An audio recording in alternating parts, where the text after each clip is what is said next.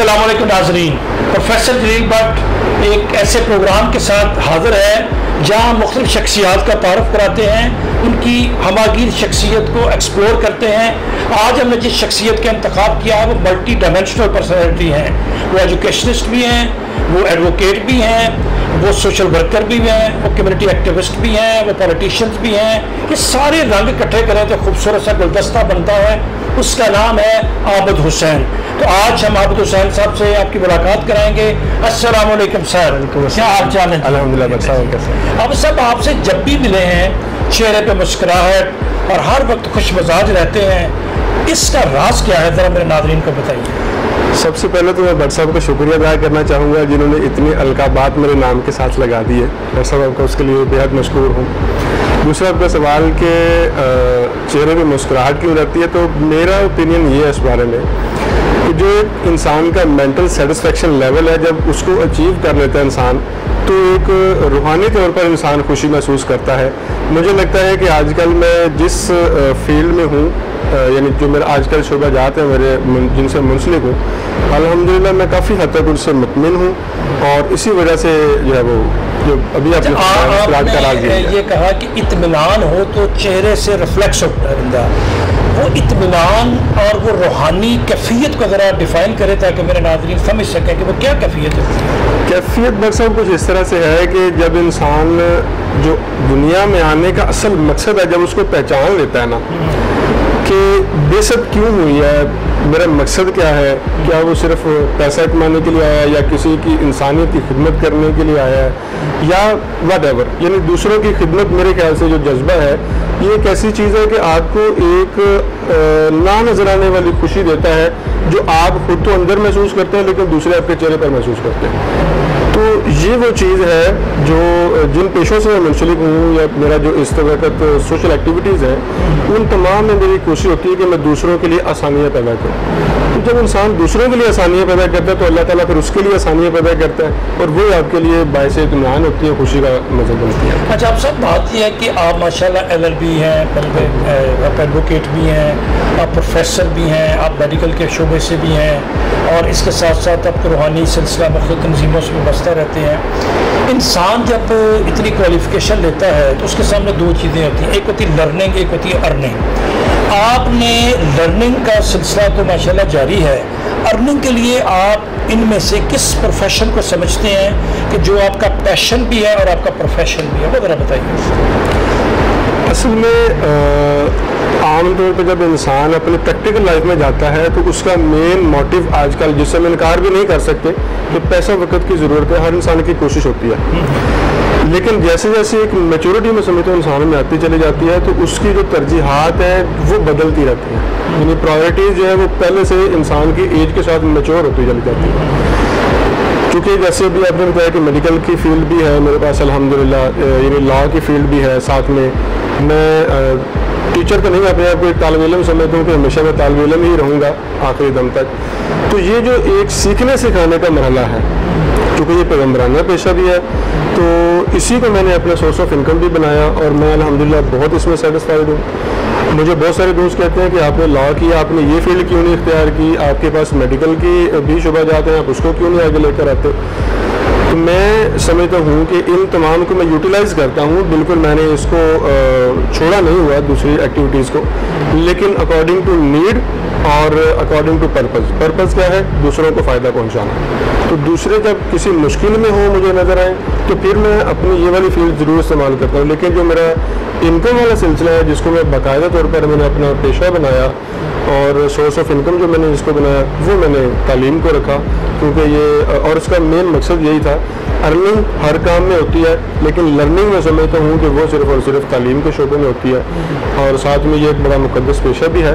तो मैं समझता हूँ कि मैं चूँकि खुद इस फील्ड में हूँ तो बाकी दोस्तों को, आवाम को मैं यही कहूँगा कि ये बहुत अच्छी फील्ड है, इसमें आगे आएँ, क्योंकि एक उस्ताद इंजीनियर भी बनाता है, डॉक्टर भी बनाता है, साइंसदान भी बनाता है, पॉलिटिशियन भी बनाता है, ये सारे मिलकर एक उस्ताद नहीं बना सकते। तो इसलिए मैं समझता हूँ कि इंसान को किंग नहीं होना चाहिए बल्कि किंग मेकर होना चाहिए। अच्छा, हर इंसान जो दुनिया में आता है वो अकाउंटेबल होता है, अकाउंटेबिलिटी। मज़हब सबसे बड़ा बंदे को अकाउंटेबल करता है। کلچر اکاؤنٹیبل کرتا ہے, لا اکاؤنٹیبل کرتا ہے. یہ تینوں اکاؤنٹیبلٹی کے باوجود بھی سماج میں کرائم ہو رہے ہیں, ایک دوسرے کا گلا کاٹ رہے ہیں, ملاوٹ والی خوراک مل رہی ہے, بے چینی ہے. تو اکاؤنٹیبلٹی کا کوئی ایسا میکانزم آپ کو تجویز کر سکتے ہیں کہ نہ تو مذہبی تعلیمات کارگر ثابت ہو رہی ہیں, نہ قانون کی پاسداری کی بات کی جا رہی ہے, تو کیا جائے کہ سماج کے اندر کچھ بہتری آ سکے؟ سر اصل میں ضرورت ذہن سازی کی ہے. ہمیں لوگوں کو یہ بات باور کروانے کی ضرورت ہے کہ we are not only a Muslim but a human first of all. ہم پہلے انسان ہیں, بعد میں ہم مسلمان ہیں. آج ہم دیکھتے ہیں, اگر ہم کمپیریزن کر لیں یورپین کنٹریز کا یا جو تیسری دنیا کے ممالک ہیں ان کے ساتھ, تو ہمارا جو ایک معاشرہ ہے, اسپیشلی میں پاکستان کو کمپیئر کرنا چاہوں گا, اس میں کرائم جیسے کہ ابھی آپ نے بتایا بہت حد تک بڑھ چکے ہیں ایز کمپیئر ٹو ادر ممالک, ادر کنٹریز. اس میں بہت زیادہ پرابلمس ہیں. اس میں وجہ مجھے جو لگتی ہے وہ یہی ہے کہ ان لوگوں کی ذہن سازی کر دی گئی ہے کہ یہ رانگ ہے, یہ رائٹ ہے. اچھا, اب ہمارے جو ذہن سازی کرنے والے لوگ ہیں وہ ایک مخصوص حد تک انسان کی ذہن سازی کرتے ہیں, جس طرح سے کرنی چاہیے, جس طرح سے جس پوائنٹ پر پہنچنا چاہیے وہاں پہ نہیں پہنچا جاتا. نہیں کیوں نہیں پہنچا جاتا؟ جو کرنے والے لوگ ہیں وہ اپنا مفاد دیکھتے ہیں. جس طرح سے ایک گاؤں کا چودھری ہوتا ہے نا, وہ عوام کو پڑھنے نہیں دیتا. اسے یہ پتا ہے کہ اگر عوام پڑھ گئی تو میرے برابر آ کے بیٹھ جائے گی. اسی طرح سے جو ہمارے نام نہاد قسم کے ملا لوگ ہیں, میں معذرت کے ساتھ لفظ استعمال کر رہا ہوں, تو جو ملا قسم کے لوگ ہیں جنہوں نے باقی جو صحیح عالم دین ہے ان کا امیج بھی خراب کر رکھا ہے, وہ اصل میں پرابلمٹک ہے. وہ عوام کو اصل حقائق بتانے کے منافی ہیں, وہ بتاتے ہی نہیں ہیں. جو اصل اسلام کی اور دین کی روح ہے وہاں تک پہنچنے نہیں دیا جاتا. جب تک ہم دین اسلام کی صحیح روح تک نہیں پہنچیں گے تب تک ہم کامیابی کا راستہ نہیں. یہاں پر ایک میں ٹیکٹیکل بات پوچھنا چاہوں گا. جی جی, میں چاہوں گا کہ آپ نا یہ بتائیے کہ مذہب اسلام دنیا میں ایک ریلیجن ہے, اور بھی ریلیجن ہے, اور دنیا میں 7 بر اعظموں میں 7 ارب انسان ہیں, مختلف مذاہب ہیں. کیا مذہب سنگل سورس اخلاقیات اور گڈ بیڈ کے پیمانے کیا مذہب ہی طے کرتا ہے کہ کچھ اور بھی سٹینڈرڈس ہیں دنیا میں اچھی زندگی گزارنے؟ میں نے ابھی اپنی برسر پچھلی بات میں کہا کہ ہم مسلمان ہونے سے پہلے انسان ہیں. اصل میں میری اسی بات میں آپ کی بات کا, آپ کے سوال کا جواب ہے کہ اخلاقیات it not depends upon only religion. اخلاقیات جو ہے وہ ایک, میں ٹھیک ہے دونوں کا لنک موجود ہے, لیکن اگر ہم کہیں کہ سارا کا سارا برڈن اخلاقیات کا اسلام میں یا کسی بھی ریلیجن کے ساتھ ہے تو یہ کہنا درست نہیں ہوگا. اس وجہ سے اس کے لیے ہمیں ذہن سازی اپنے طریقے سے کرنی ہوگی. ہاں, اسلام ہمارے لیے مشعل راہ ہے, وہ ہمیں پوائنٹ بتاتا ہے, وہ ہمیں راستہ بتاتا ہے کہ ہمیں کس طرف کی سمت میں چلنا ہے. لیکن جو اخلاقیات ہے وہ ٹوٹل ایک الگ چیز ہے, اس سے انٹر لنکڈ چیزیں موجود ہیں, اور ہمیں دونوں کو ایک دوسرے کے ساتھ مرج کر کے پھر اپنے ڈیسٹینیشن طے کرنا. ماشاء اللہ بڑے اچھا اپنے رسپانس کر رہے ہیں. ایک سوال بڑا سینسٹیو سا ہے کہ مذہب اسلام میں کہا جاتا ہے کہ بچی اور بچہ جب بالغ ہو جائے, اب بالغ ہونے کی ایج فکس نہیں ہوتی, تو 12, 13, 14, 15 کب لڑکے نے بالغ ہونا ہے. بلوغت کی عمر کو بچی بچہ پہنچے تو ان کے نکاح کر دو, جبکہ سماجی اور معاشی طور پر والدین یہ کر نہیں سکتے, کیونکہ جب تک معاشی ایک مقام نہ ہو جائے, جب تک مینٹلی جو آپ نے کہا ہے ذہن سازی نہ ہو جائے. مذہب تو یہ کہہ رہا ہے کہ بلوغت کی عمر میں شادی کر دو. حالات کا تقاضا یہ ہے کہ ایسا پاسبل نہیں ہے. تو اس طرح کے ایشوز جب سامنے آتے ہیں تو اس کے سلوشن کیا آپ تجویز کرتے ہیں؟ ڈاکٹر صاحب, اصل میں ہمیں سمجھنے میں تھوڑی پرابلم ہوتی ہے. ہماری سمجھ کا ایک لیول ہے نا, جو لیول ہے کہ ہم نے کہاں تک پہنچ کے شادی کرنی ہے. اسلام ایج نہیں بتاتا بلکہ وہ ایک عمر کا حصہ بتاتا ہے بلوغت کا. ٹھیک ہے, مجھے جہاں تک یاد ہے حضور صلی اللہ علیہ وسلم کے پاس ایک چھوٹا سا چند سیکنڈ کا ایک واقعہ ہے کہ حضور صلی اللہ علیہ وسلم کے پاس شخص آیا کہ غربت ہے تو فرمایا کہ شادی کر لو. پھر آیا غربت بڑھ گئی ہے, فرمایا ایک اور شادی کر لو. تیسری شادی کے بعد بھی کہا گیا, حتیٰ کہ حضور صلی اللہ علیہ وسلم نے 4 شادیوں کا حکم دیا غربت ہونے کے باوجود. میں سمجھتا ہوں کہ ابھی آپ نے جو سوشل اسٹیٹس کی بات کی, معاشی حالات کی بات کی, تو اسلام ایک یونیورسل ریلیجن ہے جس نے ہمیں ہر ایک چیز کا سلوشن دیا. اسلام ایک ایسا دین ہے جس نے قیامت تک آنے والے تمام معاملات کو دیکھ پرکھ کر اور تمام معاملات کو سامنے رکھتے ہوئے پھر ہمارے لیے ایک آئین مرتب کیا جسے ہم قرآن پاک کہتے ہیں. تو اس میں جو چیزیں ہمیں بتائی گئی, جو لاز بتائے گئے, جو انہوں نے قوانین ہمارے لیے بنا دیے, وہ ایسے نہیں بنا دیے گئے. تو بلوغت کے بعد اگر شادی کا کہا گیا ہے تو اس میں بڑی حکمت پوشیدہ ہے, بڑے راز پوشیدہ ہے.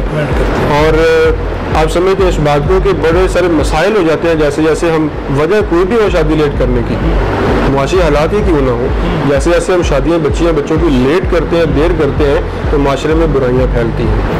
اگر ہم ان برائیوں کو کور اپ کرنا چاہتے ہیں تو ہمیں دین اسلام کے جو بتائے گئے طریقہ کار ہیں, جو ایج کا عمر کا ایک حصہ ہے, اس کے بعد اس کو فالو کرنا چاہیے, اور اس کے بعد شادیاں کر دینی چاہیے. اچھا, آخر پہ ایک دو سوال جو بڑے چھوٹے چھوٹے سے اس کے جواب دیں ہیں. دیکھیے, اس وقت آپ نوجوان لگ نہیں رہے ہیں بھی ہیں, زندگی میں کبھی ایسے مقام آئے کہ آپ کی دل کی دھڑکن تیز ہوئی ہو, تارے آسمان کے گنے ہو, بھوک مٹ گئی ہو کچھ دیکھ کے, ایسی کیفیات سے کبھی دو چار ہوئے کچھ ایسی؟ انسان ڈاکٹر صاحب جب ایک انہونی چیز, بے شک وہ اچھی ہو یا بری ہو, جب کوئی انہونا واقعہ جس کو آپ بالکل بھی ایکسپیکٹ نہیں کرتے نا, وہ ایک دم سے آپ کے سامنے ہو جائے, رونما ہو جائے, وہ ہیپننگ ہو جائے, تو اس وقت ایسا ہوتا ہے. ایسا ہوا ابھی ریسنٹلی ڈاکٹر صاحب میری والدہ کی ڈیتھ ہوئی ہے کچھ ماہ پہلے. تو ساری رات جو ہے نا وہ ان کا سر میری گود میں رہا, اور تھوڑی سی بیمار تھی, بہت زیادہ نہیں. صبح جب تہجد کا وقت ہوا تو میں اٹھ کے اپنے روم میں گیا, اور چند سیکنڈ کے بعد مجھے میری بھابھی نے بتایا کہ والدہ کی جو سانس نہیں چل رہی. اس وقت بالکل ایسا ہوا کہ ایک دم سے جو ہے نا وہ سمجھ لے کہ جیسے وہ دنیا انسان کی ختم ہو جاتی ہے, بالکل ایسے ہوا جیسے ان کا نہیں, میرا اپنا سانس ایک دم سے رکی. یہ بھی چند ماہ پہلے کی بات ہے. اس کے علاوہ جب ایکیڈیمک جو انسان کی لائف ہے اس میں بھی بڑے ایسے واقعات ہوتے ہیں کہ ایک دم سے ہم نے سوچا نہیں ہوتا کہ ہمارے اتنے مارکس آ سکتے ہیں, ایک دم سے آپ کو آ کر پتہ چلے کہ دوست بتائے کہ جی you are at the top, اس وقت بھی ایک ایسا ہی ہوتا ہے, خوشی کے چہرہ دیکھ کے خوشی دوبارہ ہوئی. کوئی اس طرح کا واقعہ کوئی نہیں زندگی نہیں خیر ایسا تو آج تک نہیں ہوا. انتظار ہے نہیں, انتظار تو غیر عمر کے خاص حصے میں ہوتا ہے. مجھے لگتا ہے کہ میں اب اس عمر سے آگے نکلے گا. بتائیں کہ اس وقت ہم اپنے آپ کے ماشاءاللہ بڑا اچھا جو میسیجز ہیں, آپ پاکستانی نوجوان جو آپ کی ایج کے ہیں ان کو کچھ ایسا بتانا چاہیں, ایک سکسیس لائف کیسے گزرے, کچھ دو چار ٹپس کو اس طرح کی چیزیں ذرا سجیسٹ کیجیے. عوام کے لیے, نوجوانوں کے لیے خاص طور پہ میں یہی کہنا چاہوں گا ڈاکٹر صاحب کہ سب سے پہلی جو چیز ہے وہ ہے آپ کی اپنے پیشے کے ساتھ ایمانداری. پیشے کے ساتھ ایمانداری کو میں تھوڑا سا ڈیفائن اگر کروں تو اگر آپ کہیں جاب کرتے ہیں وہ بھی آپ کا پیشہ ہے, آپ کا اپنا کام ہے تو بھی وہ بھی ایک پیشہ ہے. دونوں میں ایمانداری ضروری ہے. آپ اپنے کام کو اسی طرح سے سمجھیں کہ جیسے آپ ایک عبادت کر رہے ہیں, تو سب سے پہلے آپ اس کو عبادت سمجھ کے کریں گے, اللہ تعالیٰ ضرور کامیابی دے گا آپ کو. دوسرا یہ ہے کہ آپ پروفیشنل ہونے چاہیے کسی بھی کام میں. چیزوں کو جیسے ہمارے یہاں ٹرینڈ چلا ہوا ہے کہ جس کو کوئی کام نہیں ملتا وہ کوئی ایک مخصوص کام جس طرف اس نے دیکھا کہ وہ عوام چل رہی ہے وہ بھی اسی فیلڈ میں جانا کی کوشش کرتا ہے. ایسا نہیں ہونا چاہیے, بلکہ we have to set over target. First of all جب ہم ٹارگیٹ سیٹ کر کے پھر اس کے بعد راستہ متعین کر کے ایک راستے پر چلتے ہیں تو پھر کامیابیاں ہمارے قدم چومتی ہیں, نہ کہ ہم ڈیویٹ ہوتے رہیں, پہلے ہم کسی فیلڈ میں جائیں, پھر دوسری فیلڈ میں جائیں, پھر تیسری میں جائیں. تو ایمانداری کے ساتھ جو چیز ہے وہ دوسرا ہے پروفیشنلزم. کسی بھی کام میں پروفیشنل ہونا سب سے پہلا اسٹیپ ہے کہ اگر آپ پروفیشنل ہیں تو یہ بھی سکسیزفل, آپ کی کامیابی کے چانسز زیادہ ہوتے چلے جاتے ہیں. تو آپ اپنی زندگی کے جو گزرے ہوئے ایام ہیں, وقت ہے, اس سے کتنے مطمئن ہیں, اور ابھی بڑے بڑے کون سے فیوچر میں کام کرنے کے ارادے ہیں جو بھی آپ کے پائپ لائن میں ہیں؟ ابھی تو آغاز سفر ہے ڈاکٹر صاحب, ابھی تو بہت سارے کام کرنے والے ہیں. میں الحمدللہ بڑے ایک انسان کی جو پلاننگ ہوتی ہے اس میں بہت بڑے بڑے پروجیکٹ الحمدللہ میری پلاننگ میں موجود ہے کہ ابھی عوام کے لیے کرنے کو بہت کچھ ہے. اپنے لیے تو خیر ہوگا ہی ڈیفینیٹلی, جب ہم عوام کے لیے کریں گے تو اس میں ہمارا بھی بھلا ہوگا, لیکن عوام کے لیے کرنے کے لیے بہت کچھ ہے. جسٹ لائک یہ فارمیلٹیز کی بات نہیں کروں گا, میں جو بھی بات ہوگی یہاں سے کروں گا کہ عوام کے لیے میں چاہتا ہوں کہ بہت اچھا ہاسپٹل بھی میں بناؤں, میں چاہتا ہوں کہ ایک لا کا فورم بھی میں انسانیت کے لیے رکھوں جو فری آف کاسٹ ہو، جس میں لوگ جو نہیں افورڈیبل ہوتے، جو فیسز بھاری بھرکم نہیں پے کر سکتے، ان کے لیے بھی میں کوئی ایسا پلیٹ فارم بناؤں۔ میرا یہ بھی الحمدللہ مقصد ہے، ایم ہے سمجھ لیں کہ میں ایک ایجوکیشنل سیکٹر میں بھی اس طرح کی کوئی نہ کوئی یونیورسٹی، کالج، اسکول جو ہائر لیول کی ہو، جس کو انٹرنیشنل لیول پہ سراہا جا سکے، لیکن اس کی جو فی ہو وہ افورڈیبل ہو، جو صرف ایکسپینسز کو میٹ کرتی ہو، پروفٹس کو ذہن میں رکھ کے نہ ہو۔ تو اس طرح کے میرے الحمدللہ بہت سارے پروجیکٹس ہیں جن پر میں کام بھی شروع کر چکا ہوں، اور آہستہ آہستہ آپ بھی دعا کیجیے گا کہ ایسا ایسا میں انشاءاللہ میں اس میں ضرور کامیاب ہوں، اللہ تعالیٰ۔ آپ آخر پہ میں چاہوں گا کہ پاکستانی سیاستدانوں کو، پاکستان کے ریفارمرز کو ایسی تجویز دینا چاہیں جو کنکریٹ پالیسی لیول کے اوپر کوئی ایسی چینجز آئیں، اسپیشلی پولیس کا جو ڈپارٹمنٹ ہے اس کے بارے میں کوئی اسٹرانگ کوئی ایسی ریکمنڈیشنز کو سجیشن دینا چاہیں کہ لوگ ستائے ہوئے اس پولیس سے، تو یہ کیسے اس کی ریفارمس ہیں؟ پولیس کی میں بعد میں بات کرتا ہوں، پہلے میں پالیٹکس کی بات کروں گا، کیونکہ پالیٹکس ہمارے ملک کی جڑ ہے، کور ہے، اور میں سمجھتا ہوں کہ سب سے جو بیسک ایک ڈپارٹمنٹ ہے وہ پالیٹکس ہے ہمارے ملک میں۔ لا میکرز پالیسی لے کے بیٹھے ہوئے ہیں، لیکن ان کو لا کے پوری ڈیفینیشن کا نہیں پتا۔ تو دو چیزیں میں یہاں پہ ان کا لازمی تذکرہ کرنا چاہوں گا ڈاکٹر صاحب۔ سب سے پہلی چیز، ہمیں جو لوگ ووٹرز ہیں، ووٹر دینے والے، ان کا ایک معیار مقرر کرنا ہوگا۔ وہ بندے جو یہاں سے سوچتے ہیں نہ کہ اپنے پیٹ سے سوچتے ہیں، ایک لیول ہونا چاہیے۔ آپ دیکھیں کہ کتنی مزہ خیز ڈاکٹر صاحب بات ہے کہ ایک اسکالر بندہ، پی ایچ ڈی لیول کا بندہ ہے، جس کی 30 سال 40 سال 50 سال کی جس کی جو ہے وہ بڑا اس نے کام کیا 30 40 سال، یعنی ایکسپرٹیز ہے اس کے پاس، اس کا بھی ایک ووٹ ہے۔ اور ایک وہ بندہ جس کو اپنا نام صحیح طرح نہیں لکھنا آتا، صبح اٹھتا ہے، شام کو جا کے سو جاتا ہے، سارا دن وہ ہل چلاتا ہے یا اپنے دودھ دھوتا ہے گائے کا، اس کا بھی ایک ووٹ ہے۔ تو ہم نے ووٹر کا معیار سب سے پہلے مقرر کرنا ہے۔ اگر ہم ایجوکیشن لیول کو دیکھتے ہوئے، قرآن کا فیصلہ ہے کہ علم والے اور جاہل، اگر میں دوسرا فکر استعمال کروں تو وہی ہوگا کہ جاننے والے اور نہ جاننے والے کبھی برابر نہیں ہے۔ اگر قرآن یہ فیصلہ کرتا ہے تو ہم نے ووٹر کا ایک معیار کیسے مقرر کیا، ہم نے دونوں کا ایک ووٹ کیسے رکھا۔ اب اس ایک فکرے کی ڈیفینیشن کے مطابق جو اسکالر ہے اس کا تو پھر 1000 ووٹ ہونا چاہیے۔ تو ہمیں سب سے پہلے یہ دیکھنا ہوگا کہ جو ووٹ دینے والا ہے اس کا کیا معیار ہے۔ پھر دوسرے لیول پہ میں آتا ہوں، جن لوگوں کو ہم اسمبلیز میں بھیج رہے ہیں، ہم نے اپنا وزیر اطلاعات بنا دیا، اس کو پتہ نہیں کہ اطلاعات ہوتی کیا ہیں۔ ہم نے وزیر سائنس ٹیکنالوجی بنا دیا، اس کو سائنس اور ٹیکنالوجی کے پورے ڈیفینیشن نہیں پتا، اس کو اسپیلنگ نہیں آتی ٹیکنالوجی کے۔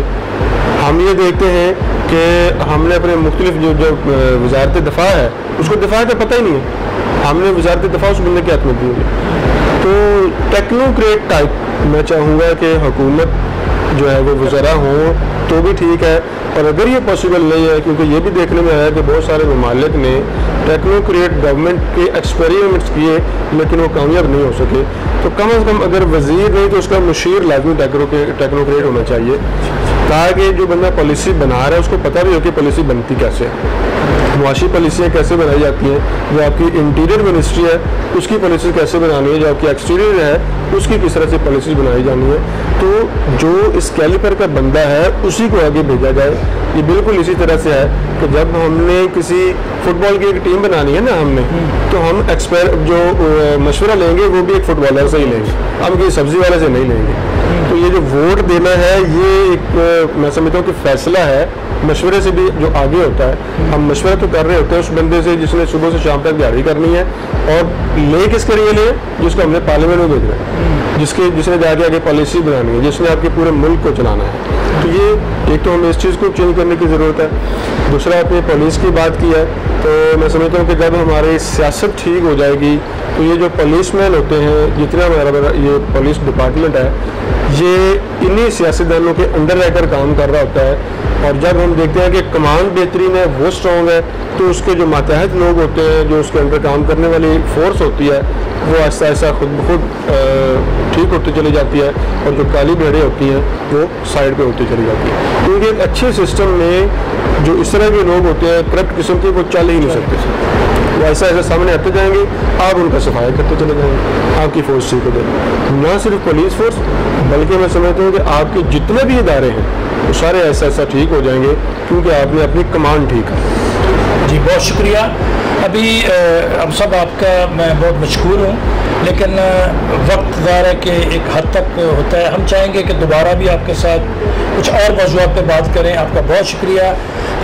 दे जी, आज हमने जिस शख्सियत का इंटरव्यू की कोशिश की है उसमें बहुत सारी तशरीह अभी बाकी है, बहुत सी ऐसी बातें हैं जो अभी हमें इनसे करनी है, तो इसके लिए हम एक दोबारा इनके साथ रब्ता करेंगे। यकीनन आप हमारे लिए टाइम निकालेंगे। इसके साथ ही मैं इजाज़त चाहता हूँ। बहुत शुक्रिया प्रोफेसर जलील, थैंक यू। कि नौजवान नस्ल को एजुकेशन के की मसाइल ने उन्होंने मसाइल का हल किया गया, इस सवाल पर जवाब देंगे आप ही है। एक सवाल का अच्छा सर, आपने एक लंबा अरसा एजुकेशन के फील्ड में गुजारा है, एज ए टीचर गुजारा है, थोड़ी मैनेजमेंट भी करते हैं।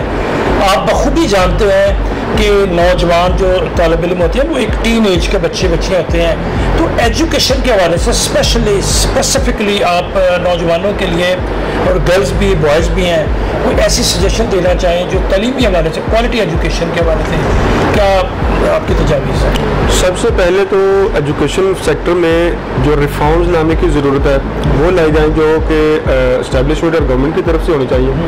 जो इदारे के ओनर्स हैं, उसको चलाने वाले लोग हैं, उनकी तरफ से रिफॉर्म्स होने चाहिए कि जब वो पढ़ाने के लिए आते हैं तो सिर्फ उसको फॉर्मेलिटीज़ के तौर पे ना पढ़ाएं, बल्कि एक कंसेप्चुअल दें, कंसेप्ट क्लियर करें। जब तक हम किसी स्टूडेंट के कंसेप्ट क्लियर नहीं करते तब तक वो जो एक्चुअल एसेंस है उस लेसन की वहाँ तक हम नहीं पहुँच पाते। तो ये कुछ टीचर्स की रिस्पॉन्सिबिलिटीज़ हैं और स्टूडेंट्स की भी रिस्पॉन्सिबिलिटीज़ हैं कि वो रटा सिस्टम से मुकम्मल अवॉइड करते हुए अपनी प्रैक्टिकल लाइफ में आए, चीज़ों को समझें, और ना सिर्फ समझें बल्कि उनको प्रैक्टिकल लाइफ में साथ साथ ही लेकर चलें, ताकि जो एक्चुअल उसका मैसेज है एक लेसन का या जो उसका मकसद था बुक में प्रिंट करने का वो पूरा हो सके। तो ये सिर्फ स्टूडेंट अकेला जो है वो नहीं कर सकता, जब तक कि वो जो ट्रायंगल है एक गवर्नमेंट की, इस्टेब्लिशमेंट की, टीचर्स की और स्टूडेंट्स की, जब तक वो ट्रायंगल मुकम्मल नहीं होगी तब तक एजुकेशन का जो सेक्टर है वो उसमें रिफॉर्म नहीं आएगा। इसके सारे स्टेक होल्डर्स जो हैं वो उनकी कॉमन रिस्पॉन्सिबिलिटी। जी बिल्कुल, ये सब की तरफ से होना चाहिए। जब तमाम कुव्वतें यकजा होकर बरसरे पैकार होंगी तो फिर उसके बाद ये जो असल मकासद तालीम के वो हासिल किए जा सके। मैं समझता हूँ कि इनकी इन तजावीज़ को हुकाम बाला जो है वो बड़े हमदर्दी से इस पर गौर करेंगे और इसके ऊपर अमल दरामद करेंगे। बहुत शुक्रिया ना, थैंक यू। अल्लाह।